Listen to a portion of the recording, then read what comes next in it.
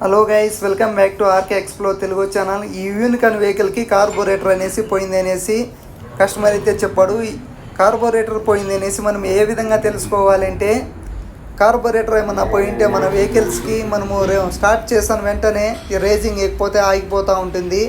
దాంతోపాటుగా మనం రేజింగ్ ఇస్తే ఒక 10 సెకండ్లకో లేదా 15 సెకండ్లకో ఎప్పుడో పికప్ అనేది తీసుకుంటూ ఉంటుంది. బుర్రు బుర్రు అనేసి సౌండ్ అనేది వస్తూ ఉంటుంది. దాంతోపాటుగా మన వెహికల్కి మైలేజ్ అనేది తగ్గిపోయి ఉంటుంది. పికప్ అనేది చాలా తగ్గిపోయి ఉంటుంది. మనము రేజింగ్ ఇచ్చినాక ఎప్పుడో పికప్ అనేది తీసుకుంటూ ఉంటుంది. మనకి కస్టమర్కు బైక్తో లెవెల్కి చాలా ఇబ్బందిగా ఉంటుంది ఈ విధంగా. దాంతోపాటుగా మనము వెహికల్ స్టార్ట్ చేస్తాము, స్టార్ట్ చేసిన వెంటనే టక్కన ఆగిపోతూ ఉంటుంది. రన్నింగ్లో పోతూ ఉంటాము, క్లచ్ పట్టుకుంటాను వెంటనే స్టార్టింగ్ ప్రాబ్లం అట్లే ఆగిపోతుంది.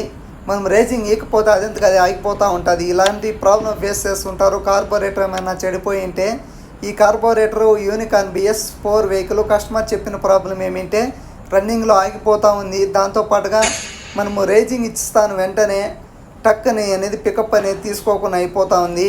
మైలేజ్ కూడా చాలా తగ్గిపోయింది. ఈ విధంగా కస్టమర్ అయితే ఎక్స్ప్లెయిన్ చేశాడు మాకైతే.